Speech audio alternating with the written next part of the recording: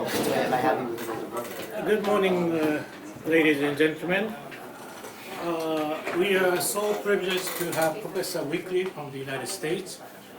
And he gave us a lecture, especially about the global leadership last week. But continually, he's going to give us a lecture. Today, we're going to focus on the insights for global leadership and cultural intelligence. And he will specifically talking about what the cross-cultural IQ is all about. You have heard of a CQ or EQ, but the CQ is very important. Okay, that's why we're going to listen to his lecture, and after that you're going to have interaction. And sometimes if you get a little bit confused, you can interrupt him while he's giving a lecture. Okay, so let's welcome Professor Weakley from the United States. Yeah, thank you for coming all the way. So the floor is all yours. Yeah. Obari Sensei, thank you so very much. Again, it is great to be with you again this week. As Obari Sensei mentioned last week, I had the privilege, and we talked about leadership and much about personal leadership. Those American students that are here, I know you missed that part. Maybe I can give that presentation to you at another time. But today I wanted to transition into global leadership and cultural intelligence. As I do so, I want you to understand, I think I asked a question at the very end of last week, what kind of leader are you? And what kind of leader do you want to be? And so in global leadership, we're going to experience how significant it is for you and I, if we want to have an impact in the globalization or in our world that is globalizing. There are certain things that you can learn and I can learn that will help to do so. I'll have a PowerPoint that we can look through. We're going to discuss what is CQ. Again, CQ is cultural intelligence. Why CQ is important. What are the 4 capabilities of a CQ leader? Now for today's lecture, I will probably only get to CQ drive and introduce CQ knowledge depending on how much interaction we have, because I want you to be able to ask questions. I have different sections in the presentation in which I will have you get in groups and discuss things as well. So if we do not complete this, we will pick it up next week and continue the conversation. And then I'm here for this week and 2 more weeks, and so we'll have time to complete all of the conversation on cultural intelligence and global leadership. Our world needs global leaders with cultural intelligence. Now you may be asking, Obari Sensei just kind of talked about that what is CQ and how is it different than, you've all heard of IQ. That's your intellectual, your ability, how smart you may be or how much intelligence you may be. EQ is called emotional intelligence. Emotional intelligence is when a person is well-rounded, they're able to handle conflict, they're able to interact, they have self-awareness. But CQ is another thing that's been developed in the last 20 years because of the globalization of our world. There are so many, our world is growing so very, very rapidly. CQ is your capability to function in a different culture. Now, it's wonderful here. We've talked about the Americans. These are the states that the Americans are from, about 8 to 10 different states. But even in our class, there are 5 different countries represented. Vietnam, Philippines, Myanmar, Japan, and the United States. So this is a very diverse class. And that's why Obari Sensei has asked you to give presentations and to interact, because the more you're able to interact with someone from a different culture, the more effective you will be as a leader. And so that's why we are having this class on global leadership. It's about developing an overall adaptability as a leader to motivate, negotiate, and accomplish the results in whatever situation that you are in. It's like I have been in the Philippines in 1983. I was there for a summer, lecturing at 2 different universities there in Baguio. And I learned for the first time how to speak in a different country. I speak very rapidly. And I talk real fast sometimes. And people don't understand. And sometimes you do not understand. And my wife was in the back of the class. and she gave me a signal to slow down. And so I would speak rapidly, and she would say, slow down. I learned that because though even in the Philippines, where they know English and are taught English, if we speak too rapidly, you do not understand. So even today, if I talk too rapidly, ask me to slow down, and I will slow down as well.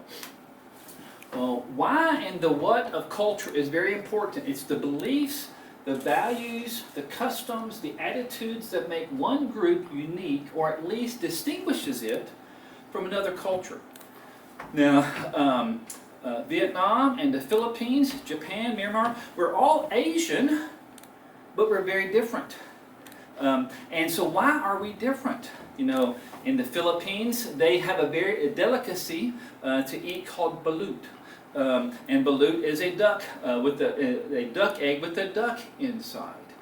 In Japan, you have other delicacies. I've eaten squid. And I've eaten other types of sushi. That's very, very, you can even eat blowfish in Japan. I do not, but my daughter has eaten blowfish. And so each culture, though similar, Asian, it's what makes it unique. Why is the culture different? Even in America, you have someone from California. Where is Scott? He's still, I think Scott's, we have someone from Texas here, correct? All right. Texas. And Texas is different than someone from New York. I'm from Kentucky. Kentucky is different than someone in Florida. How we speak, how we act, what we do, even though we're all Americans, we are different. So a leader needs to be culturally intelligent, even in their own country, how to interact. Give you an example in Japan. I have two pictures of escalators. Let me ask you the question, where are you? Now, if you're from Japan, you can tell. Again, this is in this picture. This is the line that is standing. This is the person going up, walking. In this picture, this is where they're standing, and this is where you would walk up quickly. What city are you in this picture? In Kawasaki. Yeah, Kawasaki in Tokyo, right? Because you're always on the left. Now, what city are you on here? Yeah, Osaka and other cities. Now, why? I remember the very first time I came to Japan and went to Osaka, I stood on this line. And my daughter said, Otto-san, you're in the wrong line. You're in the passing line. And that's a cultural difference between Tokyo and Osaka. And being culturally intelligent realizes, oh, there's a difference. I did not even realize until the first time I came that there was, I had not seen my daughter for 1 year, maybe 2 years. And so we were so excited to see her. We got on the escalator leaving the airport, and she was standing here, and I walked up beside her, and I just stood there and talking to her. She said, Otto-san, what are you doing? She said, you're in the passing lane. You have to get over. You cannot stand here. I did not know. Because that's the difference in learning the culture that is taking place. And so there's nuances to cultures that we end up going through. 70% of international ventures fail because of cultural differences. If you do not understand how to relate to the culture and you're a businessman or a businesswoman, you may not be able to do the business that you would have.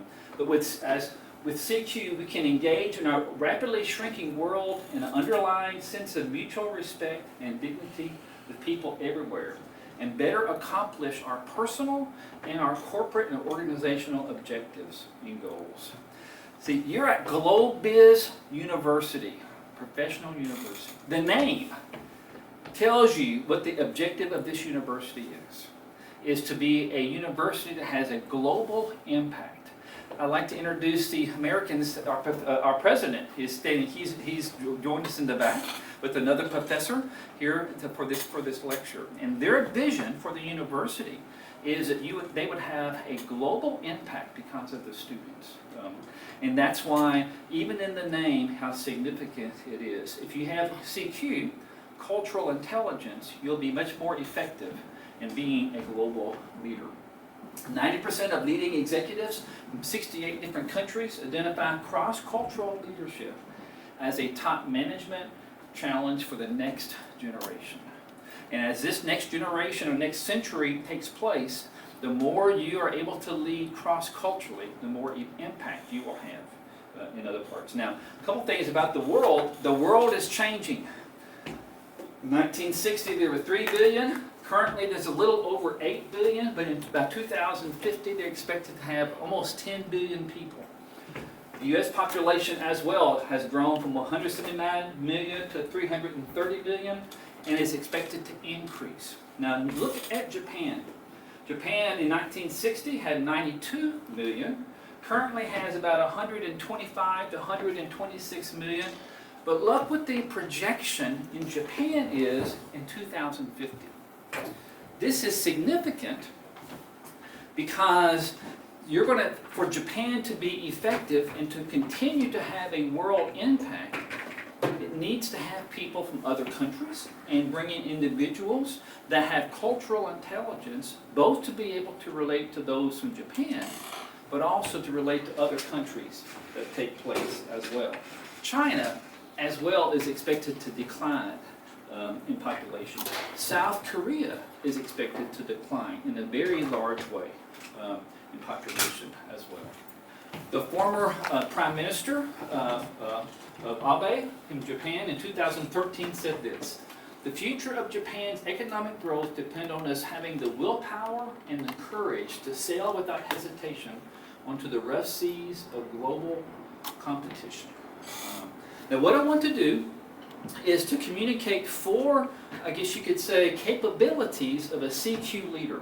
4 things that each leader needs to be able to grow in and to understand as they become a CQ leader. We're going to look at CQ drive, which is really our motivation. We're going to look at CQ knowledge, which is what things we need to learn. Next week we'll be looking at CQ strategy and then CQ action as well. It's interesting, this morning as you were in your groups, you were doing CQ action. The purpose of that interaction with one another is to grow in CQ by interacting. It's applying what you're learning. So it will be interesting by the time the lectures are completed in 3 weeks, how more CQ you will have, how more cultural intelligence you will be possessing consistently. CQ drive, it relates to your purpose and to your motivation. What is your motivation? What is driving you to become a CQ leader? What is the level of confidence that you have? Now, I appreciate Obari Sensei. Just a few minutes ago, he had each of you, both Americans and Japanese or Myanmar or Vietnamese or Filipino, stand up and share what you learned during your conversation or how you felt about the conversation. For some of you, that was you were tentative. You were kind of, I don't know, I'm not very confident in speaking. But the more you speak, the more you interact with another culture, the more effective you become as a CQ leader. And so the question for you and for me is, why are you motivated? Do you have a motivation to be a good leader? So you have to be honest with yourself, and do you really want to increase your CQ? My daughter, as I mentioned last week, is an actress here in Japan. She has been in Japan for 14 years.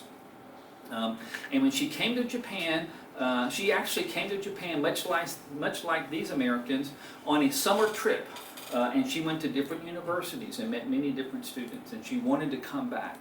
She came back after the tsunami, and then after the tsunami, she told us, she said, I want to live in Japan the rest of my life. And she never came home. And she stayed, and she had a drive, but she didn't want only to live in Japan, she wanted to be an actress in Japan. She had great drive to be able to come in and to be effective there in Japan. She had great motivation, great anticipation. She had a purpose why she was in Japan and what she wanted to learn. So the question I want to ask you is, what is your purpose? Now, for everyone, people have a secondary and a primary purpose. My daughter, when she came to Japan, she wanted to be an actress. So her secondary purpose was to be an actress. and to be effective in her life and to be effective here in Japan. If you were one of my students in America, and Blake was one of my students a number of years ago, the very first assignment I give my students is this. They have to write on a piece of paper, my purpose in life is. And they have to write a letter. And they write a letter about themselves. They just ask, what is my purpose in life? I was asked that question when I was a young student in college as well, and I did not have an answer. So I want us to talk a second about what purpose in life is and why it's important, because every leader knows their purpose. They need to know their primary purpose, and they must know their secondary purpose as well. Secondary purpose is why I'm in college. Why am I studying this certain management? Or why am I studying design? Or why am I studying business? Those are secondary things, but also the question is, what is my purpose? Why do I even exist? Ralph Waldo Emerson made this statement. He says, the purpose of life is not to be happy, it is to be useful. It is to be honorable, to be compassionate, to have your life make some difference that you have lived and that you have lived well. Why are you here? Once you leave Japan as an American, or once you leave Japan after you graduate or leave the university, will the university be any different because you have been here? Have you made an impact? Have you had an impact with your purpose?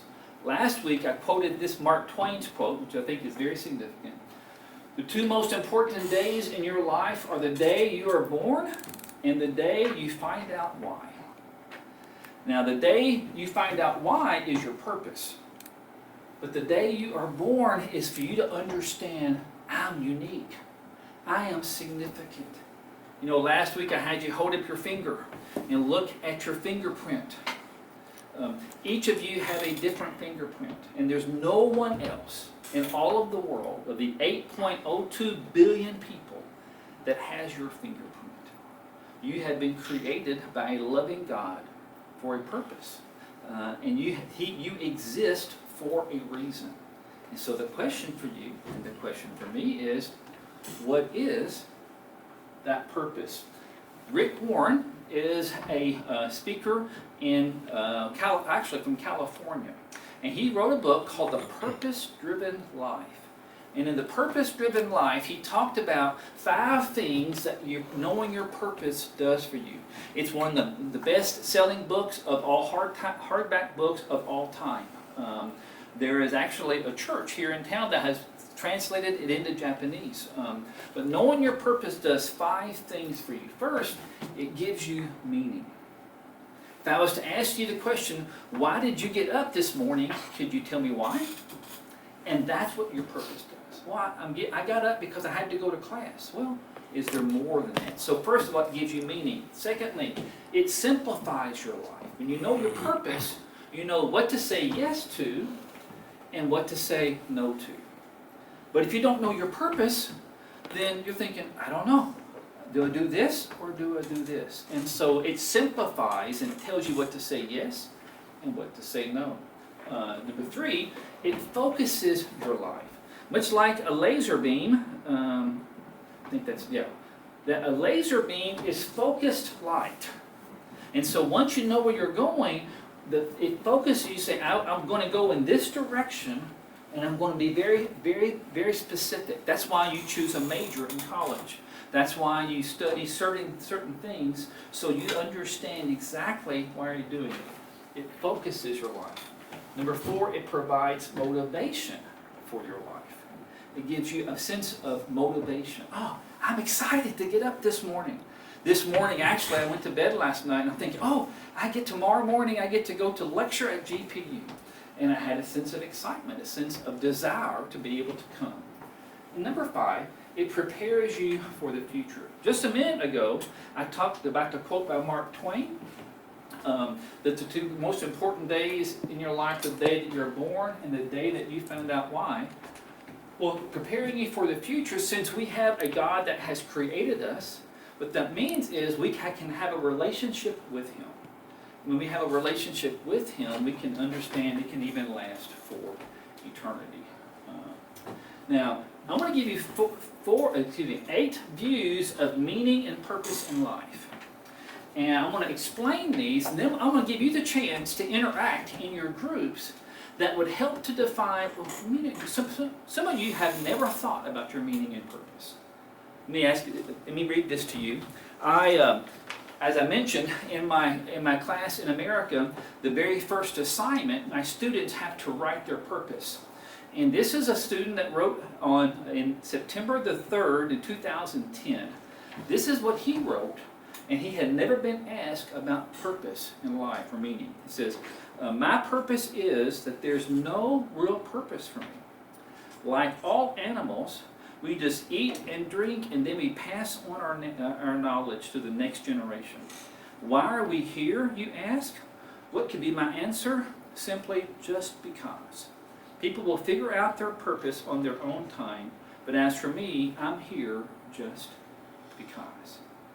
Life is like playing Russian roulette, just with all the chambers full.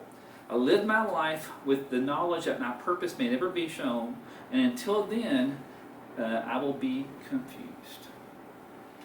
See, he was an individual that had never been asked the question, what is my purpose? And it falls in one of these categories. So let's look at the categories, then you're going to have a chance to discuss them some. The first one is that there really is no purpose. Second one is your purpose is to live for others. The next one is you live for yourself. The third one, you live for an afterlife. The next one is you live to overcome diversity and difficulty. The next one, my purpose in life is to have love and peace. The next one is my meaning and purpose is to live for God. And then the next one is my meaning and purpose is to live for my descendants. Let me read those again, and then I'll give you a chance. Again, the first one, there is no purpose. It doesn't matter what you do, so do what you want. Number 2, you live for others, to help, serve, protect, care for, to teach, to encourage, and to love others. One reason we're back in Japan is my daughter had her first child last summer or last spring, and so her purpose has changed some. Now she has a little boy who's 14 months old, and she knows that she has to take care of this boy, and that has added to her purpose. Some people live for themselves, to be personally comfortable, at peace, to be entertained, to be happy, satisfied, powerful, or well-liked and successful. Some live for the afterlife, to do whatever is necessary to achieve a good afterlife and a better life at the next state of life. Some live for their descendants, to make sure that human species, your own family lines, or your culture lives on in the future. Some live for God, to worship, to serve, to obey, to love, to enjoy, and to have a relationship with Him. Then some have to love, that purpose is to have love and peace, to experience unconditional, to be free from or with your worries in this life.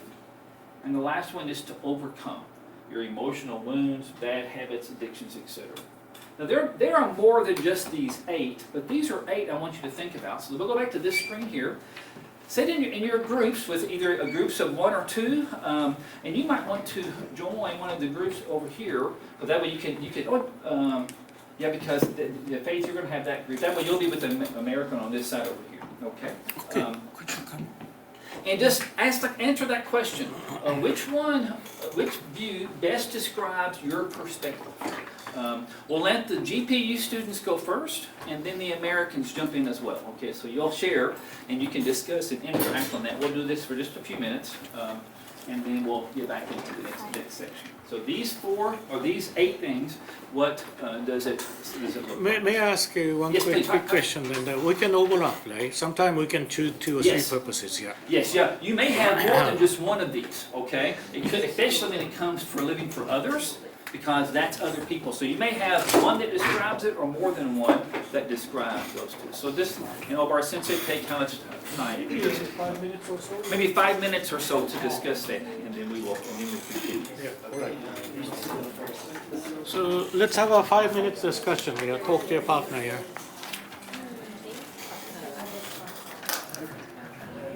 be an American or Japanese or Miramar or yes. I said love for God. Okay, live you're for God.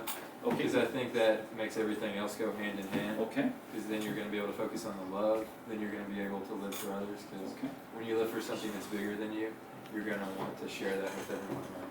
Okay, thank you. So when you love, in your perspective, you're living for God, then that orders other things in your life. Okay, thank you. All right. Somebody else. Anyone else? Maybe a GPU student. Adam, go ahead. Adam. I was just very similar, like love God and like or live for God, which also encompasses love too, love and peace. And No, okay, here. the love that God gave me, I want to give to others, so Okay. that I live for others too. Yeah. That this takes you into this category. Kind of helps to organize that. Good, thank you. Any GPU student like to share?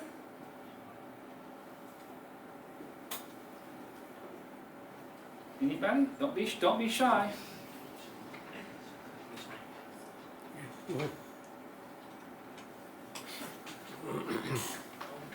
Mr. Phil, I forgot your name, but from the Philippines. Yes, hi. I said that my primary purpose in life is to live for others. Live for others, So okay? like for my parents. Okay. So the love they gave me, I give the love them back. Okay, good. Yeah, to live for your parents and to the love that they gave you, you want to give that back. Okay, Yes. that's wonderful. Excellent. Thank you. Anybody else? You said, somebody said you are going to let the parents be proud of you, for your studying Is here. that what you What is that said? right purpose, yeah? Somebody said, you? Yeah, could you? Okay, make yes. some comments? Now please share. Actually, I live for myself. Okay. Yeah, but also I live for my mother. That I want to be proud of for my mother. Okay. And also I want to be happy in life. So for a better life, I'm working really hard right now. Okay. And working really hard for myself and for my mom. Good. Yeah, so I appreciate that Obari Sensei made this statement earlier. You often have more than one, but the one that is your primary feeds the other. And I think that's what's so important. You know, a few minutes ago, I read to you my student's purpose, and it was pretty discouraging, wasn't it? Because for him, there was no purpose. And so that's where the purpose of even this course and of this class, in this question, is for you to ask yourself the question, well, what is my purpose in life? And do I understand my purpose? And what would you write if you had to write something down? Now, again, these are only 8 options. There's more than just these 8 that you can do. But these 8 can at least get you thinking kind of in that category. What we have done, any questions about this segment before I move on to the next segment of the lecture? Okay. Well, the next segment, again, we've talked about CQ Drive, and that is your motivation. Your motivation relates to your purpose. Why do you want to be a good CQ leader? Why do you want to be a global leader and have an impact on other things? Those things are often secondary, but you need to understand your big picture as well. Second thing we're going to discuss is CQ knowledge. It's what do you need to know? What is cognitively in your mind? What do you need to understand about the cultural norms and the differences? Example, when I talked about the escalator, I did not know. There's so many things I have not learned that I needed to learn about Japan. The question is, do I value different cultures? Do I understand the similarities and the differences between the cultures that we're addressing? What do I need to know? Do I understand my personal and culture's worldview? Now let me explain when I use the word worldview. This may be one of the first times that we've talked about this. And that what a worldview is, it is how you see your world. Now when I put on these glasses,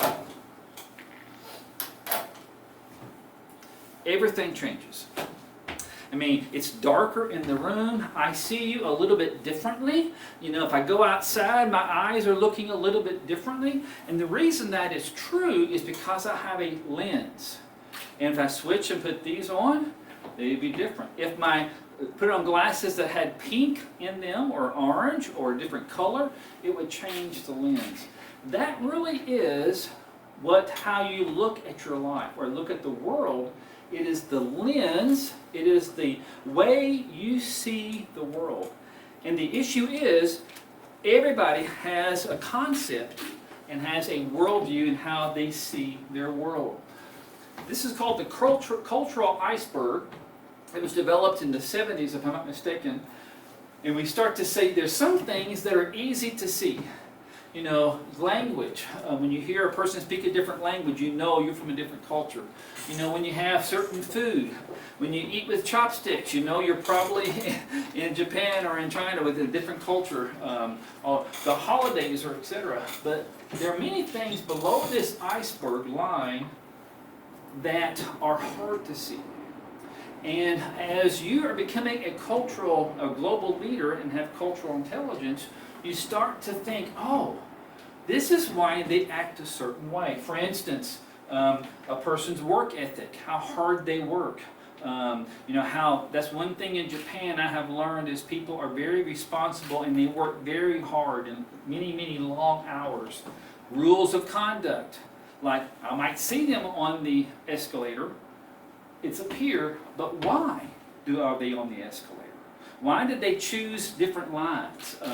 You know, you start to look at not just what you see, but also the things that are more difficult to see. It's the lens that you see from. The greatest leader of all time made this statement. He says, your eye is like a lamp that provides light for your body. When your eye is healthy, the whole body is filled with light. But when your eye is unhealthy, your whole body is filled with darkness. And if the light you think you have is actually darkness, how deep is that darkness? Let me explain to you what he is saying by this statement. Is that if you see and do not see clearly your own culture and your own worldview, and then the other culture, that hinders your leadership. It hinders your effectiveness, and it hinders your life. Because you see things like, oh, I was mistaken. I did not know. I did not see it clearly in life. So what we want to do is talk about Dr. Ronald Nash was a professor at Western Kentucky, my university. He made this definition of worldview. It says, in its simplest term, a worldview is a set of beliefs about the most important issues of life. A conceptual scheme by which we consciously or unconsciously place or fit everything we believe, and by which we interpret and judge reality. Everything you believe fits in your worldview. There's a difference in a Western worldview, or maybe an Eastern worldview. There's a difference in a Filipino worldview and a Japanese worldview, or a Japanese and American worldview, or a Vietnamese, or a Myanmar. I mean, they're all different, and that's okay. But if you do not understand your worldview and what's involved in theirs, you will not be a very good CQ leader. There are 5 key elements to everyone's worldview. Any culture you go to, any society, any aspect of life, there are 5 things that every society and ultimately every person has to think about. First of all, it's theology or God. Is there a God? And I will explain these in more detail in just a second. Secondly, reality, metaphysics. What is real? Metaphysics means, is life more than just what you can see and touch? Or is there something greater than just what we can physically touch with our life? Knowledge is called epistemology. It's a fancy word for that. It's what can be known and what is true, or what is truth. Morality, is there right and wrong? Who determines what's right and wrong? Humanity. Are humans a product of chance, or are we unique to creation? So we won't take a lot of time. I will mention this. Last week I talked about this book that I have for you. Obari Sensei has downloaded this in a PDF form onto your website. I explained this in much more detail in this book, so I will not be taking a lot of time this morning on this. But if you have more questions, you can read it even in the PDF that was put onto your website. Now, first, God, are we alone? Is there a God? If so, who, what, is he or she or it? Is there one God, or are there more than one God? Are humans God? Now, I appreciate what the student said just a second ago, that when he talked about his purpose was to, and Adam did as well, about to live for God, and then that influenced other things. I believe that a person's thought about God is the most important thing about him, because it really does influence every other category. 83% of the world has a concept of God. Buddhism, Shintoism, Islam, Christianity, Judaism, there's many, many different world religions that are there. And actually over 83% of the world thinks something about God. And that's important because if you're going to a different culture, like I was in the Philippines in 1983, and the Philippines is primarily a Christian culture, except for down south, and it's more Muslim or more Islam. But being there, I understood, oh, this is what they think about God to some degree. I've never been to Iran or to Iraq or to Turkey, but it is an Islamic country. And so I would need to understand, oh, what is their concept of God like? That would help me to interact.